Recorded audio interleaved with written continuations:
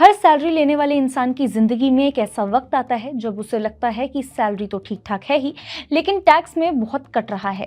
फिर वो ये जानने की कोशिश करता है कि टैक्स आखिर कैसे बचाया जाए, कौन कौन से ऑप्शंस हैं। लेकिन जब वो नया टैक्स रजीम चुनता है तो लगता है जैसे उसके हाथ से सारे पुराने फ़ायदे छिन गए।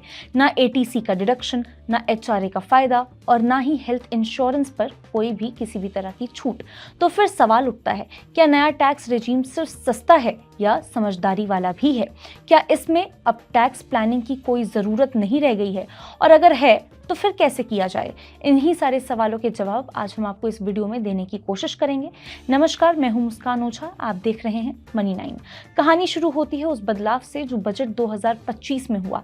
सरकार ने उस वक्त एक बड़ा ऐलान किया, नया टैक्स रेजीम अब पहले से ज़्यादा फायदेमंद होगा और अगर आपकी इनकम 12 लाख तक है कोई टैक्स नहीं देना होगा। अब बड़ी तादाद में नौकरी पेशा लोग इस रेजीम को चुनने लगे क्योंकि इसमें टैक्स कम है और रिटर्न फाइल करना भी काफ़ी हद तक आसान हो गया है।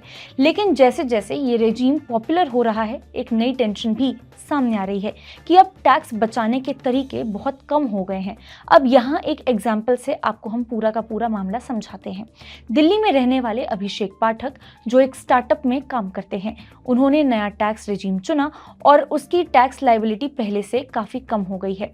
वो हर महीने एसआईपी करते हैं, रिटायरमेंट की प्लानिंग भी कर रहे हैं, लेकिन उन्होंने एनपीएस में पैसा नहीं लगाया है क्योंकि उन्हें लगता है कि वहाँ पैसा बहुत लंबे समय तक फंसा रहता है और यही वो एक बड़ा मौका गंवा रहे हैं क्योंकि एनपीएस आज भी नया टैक्स रेजीम अपनाने वालों के लिए एक बेहद असरदार टैक्स सेविंग टूल है।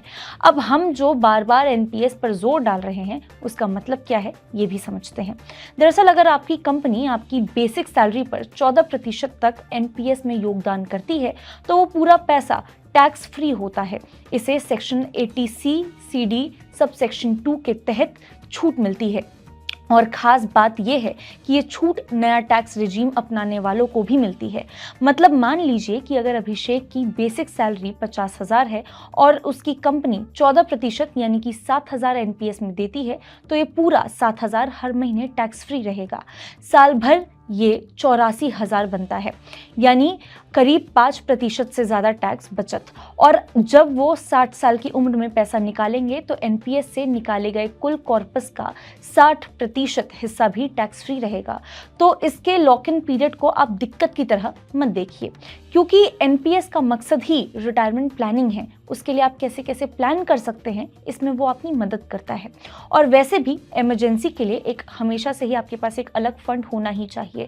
रिटायरमेंट वाले फंड को बीच में छेड़ना ज़रूरत नहीं, अगर उसकी ज़रूरत नहीं पड़ रही है तो बीच में उसको छेड़ना सही नहीं माना जाता।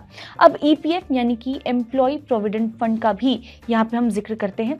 बहुत से लोग ईपीएफ में 1800 पर मंथ जमा करते हैं जो कि 15,000 बेसिक सैलरी का 12% होता है। लेकिन यहाँ भी लोगों को ये नहीं पता कि ये कोई मैक्सिमम लिमिट नहीं है बल्कि ये तो मिनिमम लिमिट है। अगर आपकी बेसिक सैलरी मान लीजिए कि 40,000 है तो आप चाहें तो पूरे 40,000 पर 12% यानी कि 4,800 हर महीने जमा कर सकते हैं। ये ज़्यादा कटौती आपकी इन हैंड सैलरी को तो जाहिर सी बात है थोड़ा कम ज़रूर करेगा, लेकिन कंपनी का हिस्सा टैक्स फ्री रहता है और आपका रिटायरमेंट फंड मजबूत बनता है। डेलॉयट की पार्टनर आरती राउत भी मानती हैं कि ईपीएफ अब भी एक मजबूत टैक्स बचत और निवेश का अच्छा खासा जरिया है। भले ही आप नया टैक्स रेजीम चुने, यहाँ से एक और अहम सवाल निकलता है कि क्या सिर्फ टैक्स बचाने के लिए इन्वेस्ट करना समझदारी की बात है? इसका जवाब है नहीं। कोई भी निवेश सिर्फ टैक्स बचत के लिए नहीं होना चाहिए। आपको ये देखना चाहिए कि क्या ये इन्वेस्टमेंट आपके लॉन्ग टर्म गोल से मेल खाती है, उससे मैच करती है, क्या उसको ये फुलफिल कर पा रही है। अगर आपका टारगेट रिटायरमेंट प्लानिंग का है तो एनपीएस और ईपीएफ दोनों ही एक काफ़ी ज़्यादा मजबूत और अच्छे ऑप्शंस हैं। ये ना सिर्फ टैक्स बचाते हैं बल्कि आपको डिसिप्लिन इन्वेस्टमेंट की आदत भी सिखाते हैं। अब इस कहानी का जो आखिरी हिस्सा है वो सबसे ज़रूरी है, वो है जागरूकता। कई लोग सिर्फ इसलिए एनपीएस या फिर ईपीएफ का जो फ़ायदा है वो नहीं उठाते क्योंकि उन्हें इसकी जानकारी होती ही नहीं है या फिर उनकी कंपनी स्ट्रक्चर बदलने को तैयार नहीं होती है। इसलिए ये ज़रूरी है कि आप अपनी एचआर टीम से बात करें, पूछें कि क्या आप एनपीएस में अपना कंट्रीब्यूशन बढ़ा सकते हैं, क्या आप पीएफ की लिमिट को अपने बेसिक सैलरी के हिसाब से सेट कर सकते हैं, क्योंकि सही सवाल पूछना ही पहला आपका स्टेप होता है फ़ायदे की शुरुआत करने का, और ये इससे अच्छा आप शुरुआत कर भी नहीं सकते।